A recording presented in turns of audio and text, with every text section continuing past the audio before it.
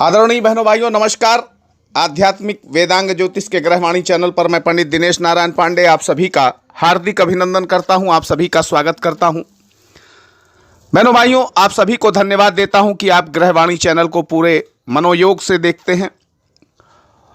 अगर मेरे वीडियोज़ आपको अच्छे लगते हैं तो भाई मैं आपसे निवेदन करूंगा कि आप मेरे चैनल को देखिए और अच्छा लगे, वीडियोज़ देखिए, अच्छे लगें तो शेयर करिएगा और चैनल को सब्सक्राइब जरूर कर लीजिएगा। बहनों भाइयों, इस वीडियो में एक विशिष्ट बात को लेकर के आया हूं, विशिष्ट जानकारी लेकर के आया हूं जो आपके लिए बड़ी कल्याणकारी साबित होने वाली है। जो भारतीय संस्कृति है ये विश्व की प्राचीनतम संस्कृति है, आप सभी जानते हैं। और इस संस्कृति में पर्यावरण को बहुत महत्वपूर्ण स्थान दिया गया है, देवतुल्य स्थान दिया गया है। हमारे यहाँ जो 33 करोड़ देवताओं की कल्पना की गई है वो कहीं ना कहीं इस पर्यावरण से बहुत प्रभावित है। हमारे यहाँ वृक्षों को भी जीवंत माना गया है और अग्नि, जल, वायु, पृथ्वी, आकाश सभी को एक देवता के रूप में पूजा गया है। तो बहनों भाइयों,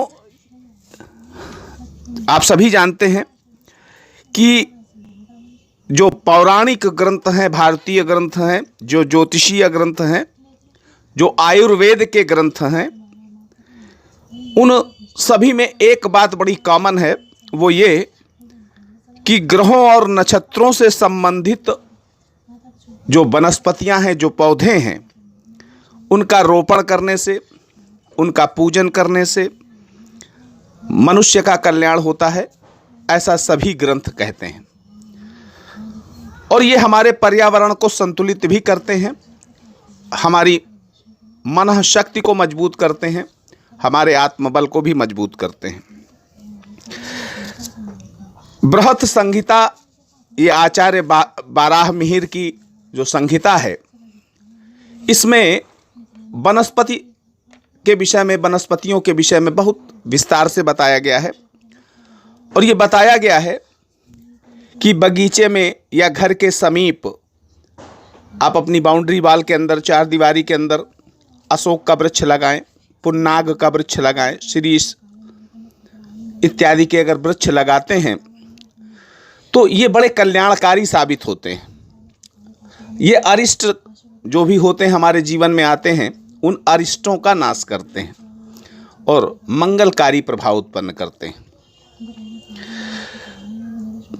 अध्यात्म और ज्योतिष से जुड़ा हुआ कोई भी विद्वान है वो पर्यावरण को विशेष महत्व देता है, क्योंकि अध्यात्म का क्षेत्र ले लो चाहे ज्योतिष का क्षेत्र ले लो, ये पर्यावरण से अछूते नहीं हैं, पर्यावरण के महत्व से अछूते नहीं हैं। ज्योतिष शास्त्र कहता है कि अगर आपकी जन्म कुंडली में ग्रह अशुभ फलकारी हैं या नक्षत्र आपको अशुभ फल दे रहे हैं तो उनसे संबंधित वृक्षों की सेवा करिए, उनका रोपण करिए।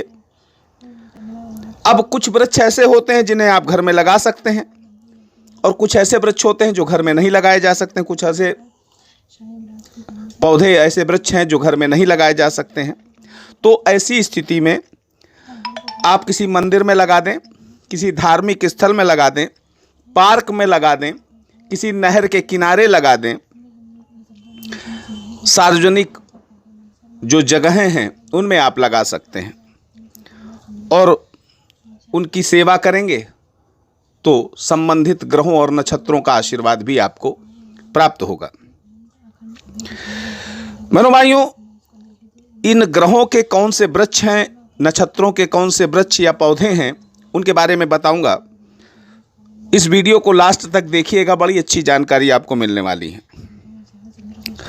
तो पूजा अर्चना के लिए इन वृक्ष वनस्पतियों के संपर्क में अगर आते हैं आप, तो आपके जीवन में जो अशुभ प्रभाव हैं उनकी शांति होती है।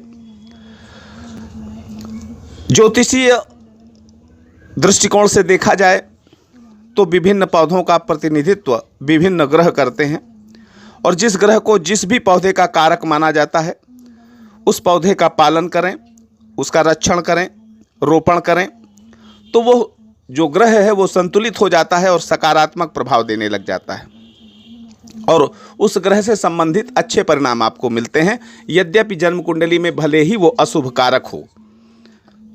और आप प्रैक्टिकल में महसूस करते हैं, जब हरे भरे वातावरण में, हरे भरे पौधों के बीच में, वृक्षों के बीच में आप रहते हैं, तो आपका स्नायु तंत्र मजबूत हो जाता है, मस्तिष्क आपका प्रखर हो जाता है, सोचने समझने की शक्ति आपकी बढ़ जाती है, याददाश्त आपकी बढ़ जाती है। तो पेड़ पौधों का पालन अगर आप करते हैं और उनका रक्षण करते हैं तो बुध ग्रह तो अपने आप ठीक हो जाता है। और अगर उनको जल देते हैं, पौधों में जल देते हैं, तो चंद्रमा ठीक हो जाता है। बुध बुद्धि का कारक है, चंद्रमा मन का कारक है। और जब बुध और चंद्र आपकी जन्म कुंडली में दोनों अच्छी स्थिति में होते हैं तो कभी आप डिप्रेशन के शिकार पूरी लाइफ नहीं होते हैं। आप डिप्रेशन, अवसाद की स्थिति में तभी आते हैं जब चंद्रमा के साथ साथ बुध ग्रह भी आपका पाप पीड़ित होता है। तो स्वाभाविक है कि अगर आप पार्क में जाते हैं, पेड़ पौधों के बीच में रहते हैं, पर्यावरण के बीच में रहते हैं, तो डिप्रेशन तो आपको नहीं होगा। आप अगर पेड़ पौधों का रक्षण करते हैं, उनके बीच में रहते हैं, जल देते हैं, तो आप डिप्रेशन से दूर रहेंगे, ऐसा मान के चलिए आप। और ये बिल्कुल प्रैक्टिकल है, करके देखिएगा। तो चलिए बताता हूँ। सूर्य ग्रह, सबसे पहले सूर्य ग्रह की बात करता हूँ। सूर्य ग्रह के लिए जो पौधा माना गया है वो है अर्क, जिसको हम अकौड़ा कहते हैं, आक कहते हैं। आक, अकौड़ा या अर्क, ये सूर्य का पौधा है। चंद्रमा के लिए पलाश, जिसको ढाक कहते हैं, ढाक। मंगल के लिए खदिर, जिसको हम सभी खैर के नाम से जानते हैं। बुध के लिए अपामार्ग, आयुर्वेद की भाषा में अपामार्ग कहा जाता है और चालू भाषा में लटजीरा जिसको कहते हैं।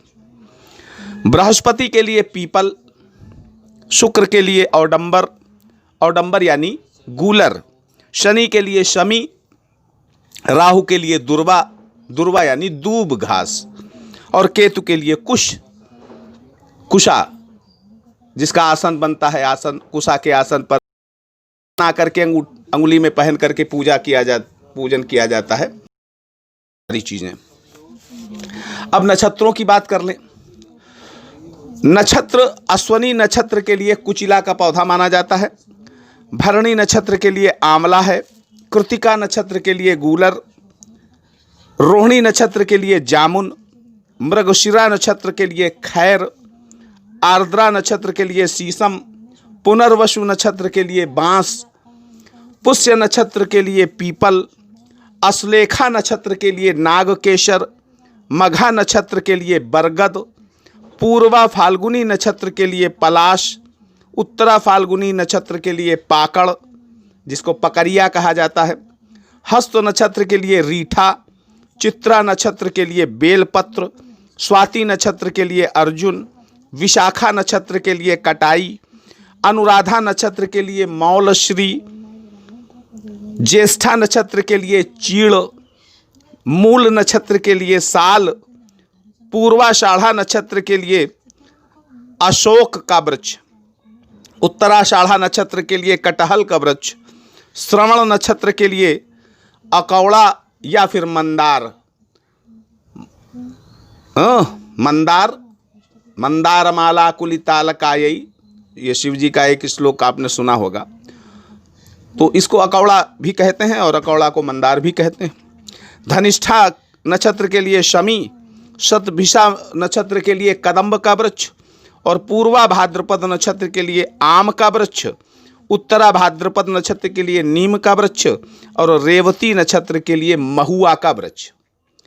अब ये जो मैंने 27 नक्षत्र बताए हैं, तो इन 27 नक्षत्रों में जिस नक्षत्र में आपका जन्म हुआ है उस नक्षत्र के अनुसार जो भी पौधा या वृक्ष है आप उसको लगाइए।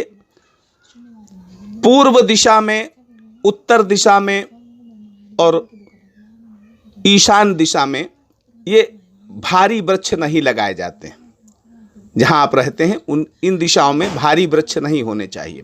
पश्चिम और दक्षिण दिशा में भारी वृक्ष लगाए जाने चाहिए और पूर्व, उत्तर, ईशान दिशा में पौधे लगा लें छोटे। तो बहनों भाइयों, ये नक्षत्रों के जो पौधे बताए हैं, वृक्ष बताए हैं और जो ग्रहों के वृक्ष और पौधे बताए हैं, अगर आप अपने जीवन में एक संकल्प कर लें कि अपने जन्मदिन पर एक वृक्ष आरोपित करेंगे